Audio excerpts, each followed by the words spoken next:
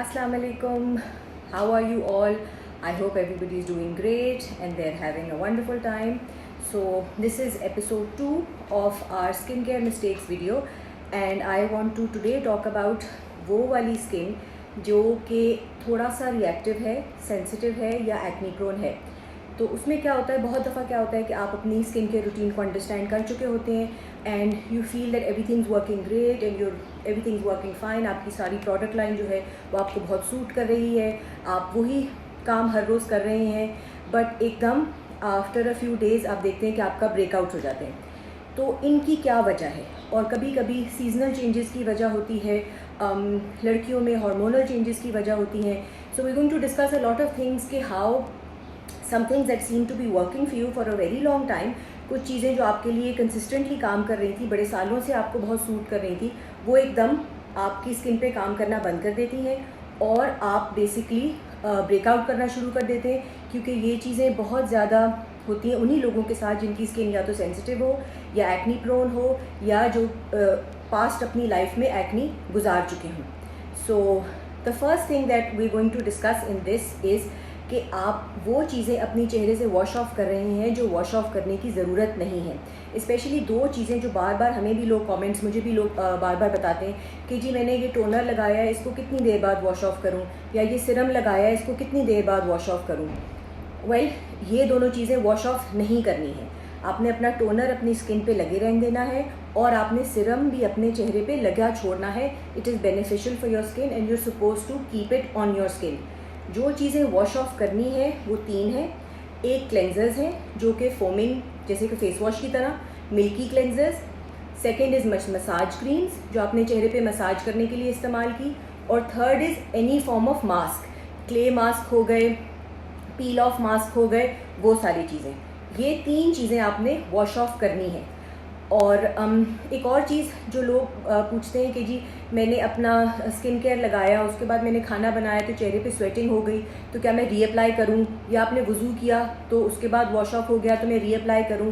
तो इसका rule of thumb बहुत सिंपल है कि ऑलमोस्ट ऑल डर्मेटोलॉजिस्ट एग्री कि आपकी skin care takes almost 30 minutes to absorb into your skin. तो आपने जो भी अपने चेहरे पे लगाया है, अगर उसको लगाए हुए 30 मिनट से ज़्यादा हो गए हैं तो वो अब्जॉर्ब हो गया अच्छे से, उसको रीअप्लाई करने की ज़रूरत नहीं है। अगर आपके चेहरे पे बहुत स्वेटिंग हो गई या आपने खाना बनाया है या आपने वज़ू कर लिया है तो मे बी सिर्फ मॉइस्चराइज़र दोबारा लगा लें।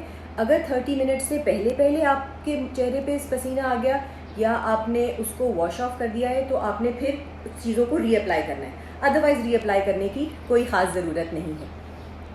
इसके अलावा एक बहुत इम्पॉर्टेंट बात कि लोग अपने चेहरे पे जो भी लगाएं वो अपनी गर्दन और अपने हाथों पे ज़रूर लगाएं। हमारी गर्दन जो है उस पर हमारे चेहरे से कम सेबेशियस ग्लैंड्स होते हैं। सेबेशियस ग्लैंड्स वो होते हैं जिनमें से ऑयल निकलता है और जो हमारे पोर्स होते हैं। ये एक तरह से अच्छाई भी है और एक बुराई भी है। अच्छाई इसमें ये है कि हमारी स्किन के ऊपर स्पॉट्स और मार्क्स कम आते हैं, लेकिन बुराई ये है कि हमारी स्किन पर एज ज़्यादा करती है, क्योंकि सेबेशियस ग्लैंड जो है वो उनमें इलास्टिसिटी होती है जो हमारी स्किन को यंगर लुकिंग रखती है। तो आपने जो भी चीज़ अपने चेहरे पे लगानी है वो अपनी गर्दन पे भी लगानी है, बैक ऑफ द नेक भी लगानी है और अपने हाथों की बैक्स पर भी ज़रूरी लगानी है। इस चीज़ को भूलना नहीं है, because our face and our ears and our neck are part of the whole appearance and sometimes we forget our neck. इसलिए हम सबके यहाँ पे ये जो लाइन होती है ना, हम यूँ करके हर सर रखते हैं, फ़ोन देख रहे होते हैं या कोई काम कर रहे होते हैं, तो ये लाइन बड़ी जल्दी यंग लोगों में भी अपीयर कर जाती है, because our skin on the neck does not have the same elasticity जो कि हमारी चेहरे की स्किन के ऊपर है। Now the third thing that I want to talk about is how to remove hair from your face if you have sensitive skin और acne prone skin. अच्छा, अब हेयर रिमूव करने के there are lots of methods and I am going to talk about as many as I can, जितने मुझे याद रहेंगे। Basically लोग क्या करते हैं, या तो अपने चेहरे पे वैक्स करवाते हैं, या थ्रेडिंग कर रहे हैं, या आईब्रोज के एक जगह पे प्लकिंग कर रहे हैं, या शेव कर रहे हैं। अच्छा, ये सब के सब हमारी स्किन को थोड़ा सा अनॉय करते हैं, यानी कि हमारी स्किन को कोई किसी ना किसी तरह की तकलीफ़ पहुंचती है और उससे इन्फ्लेमेशन हो जाती है। जिन लोगों को वैक्स, शेव, थ्रेड और प्लग करने के बाद रेडनेस फील हो रही है, इसका मतलब है कि उनकी स्किन जो है वो रिएक्ट करती है किसी भी फॉर्म ऑफ हेयर रिमूवल से। तो इसलिए बहुत ज़रूरी है कि आप 2 काम ज़रूर करें। एक तो स्किन को पहले प्रिपेयर करें हेयर रिमूवल के लिए, और दूसरा, आपने अपनी स्किन को आफ्टर केयर ज़रूर देनी है, अदरवाइज़ ये जो प्रॉब्लम होती है ये कंटिन्यू कर जाती है, बाद में लोगों के और मज़ीद दाने निकल आते हैं, स्किन में सैगिंग हो जाती है और स्किन मज़ीद और रिएक्टिव हो जाती है। यानी कि उसके बाद आप जो भी प्रोडक्ट्स इस्तेमाल करेंगे वो ना प्रोडक्ट्स आपको सूट करेंगे और हर चीज़ एक्नी कॉज करेगी। इसलिए हेयर रिमूवल चेहरे पे बहुत ध्यान से करना है और उसका बिफ़ोर एंड आफ्टर को रिलीजियसली फॉलो करना है। अच्छा, अब अपने पहले क्या करना है, this is specially for acne prone skin और skin that is sensitive and reactive. आपने अपने चेहरे को पूरे को और हाथों को फेस वॉश से, क्लेंजर से अच्छी तरह साफ़ करना है। यानी कि मेक श्योर कि जो भी आप हेयर रिमूव करें फिर वो पोर्स एकदम खुल जाएंगे ना, जहाँ से हेयर प्लक आउट होगा या वैक्स होगा वो पोर्स ओपन हो जाएंगे। इवन जब आप शेव करते हैं तो आपकी स्किन की ऊपर की एक लेयर डेड सेल्स भी रिमूव हो जाते हैं, तो एक न्यू फ्रेश स्किन एक्सपोज होती है। अब आप उस एक्सपोज स्किन के इर्द गिर्द अपने हाथों से डर्ट लग रही है या उस रेज़र के ऊपर डर्ट है, तो आपने मेक श्योर करना है कि सारे यूटेंसिल्स कम्प्लीटली सैनिटाइज्ड हैं और आपका चेहरा बिल्कुल क्लेंस्ड और फ्रेश है। दूसरा, आपने अपने चेहरे पे टोनर ज़रूर लगाना है, क्योंकि टोनर मेक श्योर करता है कि आपके स्किन की जो हाइड्रेशन है वो अंदर अब्जॉर्ब हो जाए और बिल्कुल आपके चेहरे के ऊपर एक स्किन बैरियर का ब्लॉक हो जाए।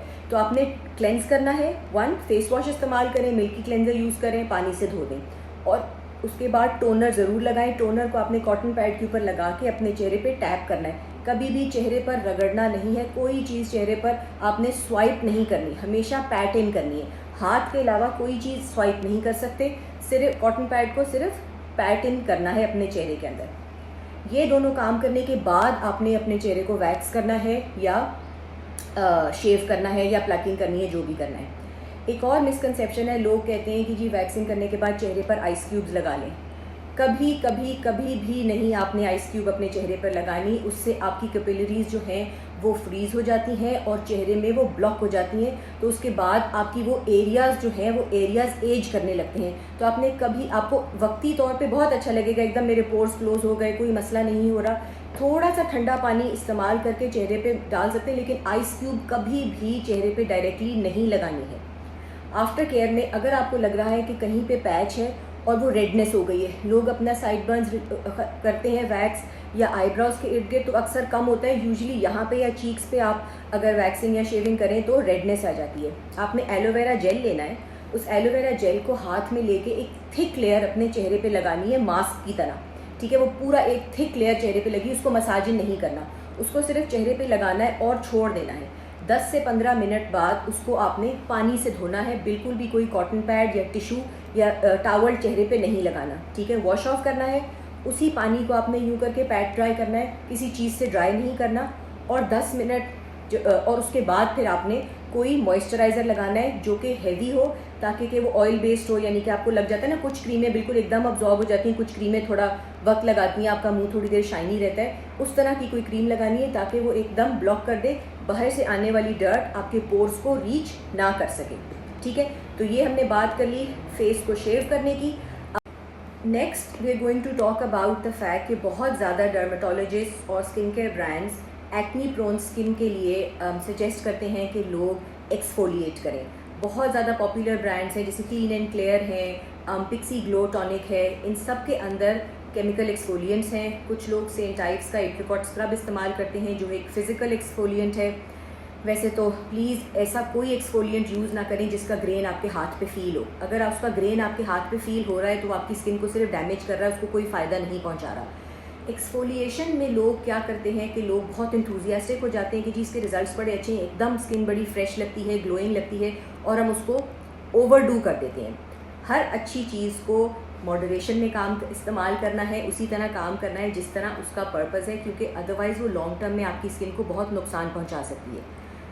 एक्सफोलिएशन, ओवर एक्सफोलिएटेड स्किन क्या होती है कि वो ड्राई हो जाएगी, थोड़ी सी पैची हो जाएगी, उस पर रैशेस ईजिली क्रिएट हो जाएंगे, आपको लगेगा कि मेरी स्किन की लेयर पतली हो गई है, हर चीज़ के साथ रिएक्ट करती है, बड़ी जल्दी मुझे एक्नी हो जाती है, मैं नया प्रोडक्ट यूज़ नहीं कर सकती। तो आपने क्या करना है, सबसे पहले अगर तो आप केमिकल एक्सफोलिएंट्स की बात कर रहे हैं, which I personally love, physical exfoliants से बहुत ज़्यादा इफेक्टिव होते हैं केमिकल एक्सफोलिएंट्स जो AHA, BHA और PHA के नाम से अवेलेबल हैं मार्केट में।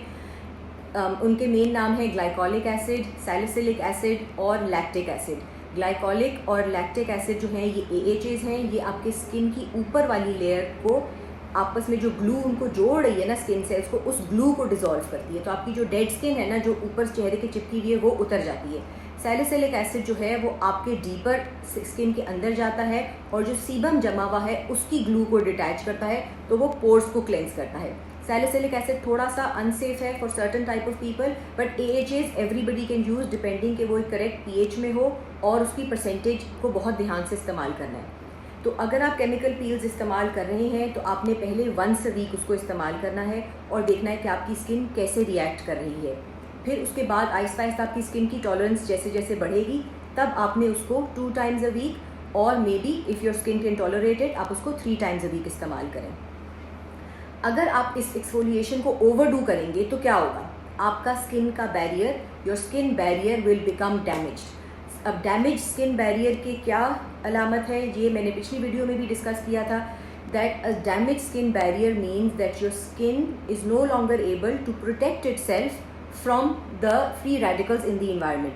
तो आपकी जो स्किन है वो बहुत जल्दी चीज़ों से रिएक्ट करेगी, वो बहुत जल्दी ब्रेकआउट करेगी, उसके अंदर पैचेस बन जाएंगे, डिहाइड्रेट हो जाएगी, ड्राई पैचेस होंगे, रैश हो जाएगा, इवन लॉन्ग टर्म में आपको पिगमेंटेशन हो सकती है और मेलाज़मा भी कॉज हो सकता है, फ्रेकल्स बन जाते हैं।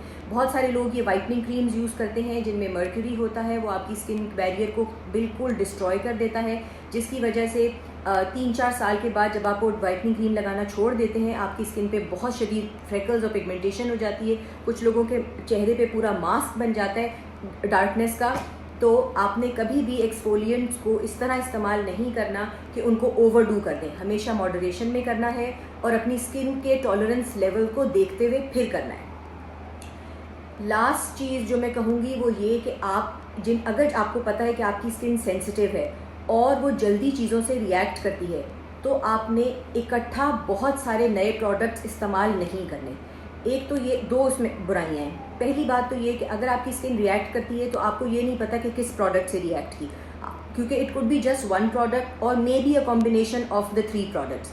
और उसमें एक और बात गलत यह है कि अगर आपकी स्किन बहुत अच्छी हो जाती है तो तब भी आपको ये नहीं पता कि वो किस चीज़ से अच्छी हुई है, कि किसी एक प्रोडक्ट से अच्छी हुई थी या कि आपके उन कॉम्बिनेशन से अच्छी हुई थी। तो आपने यूजुअली 7 डेज़ का गैप देना है।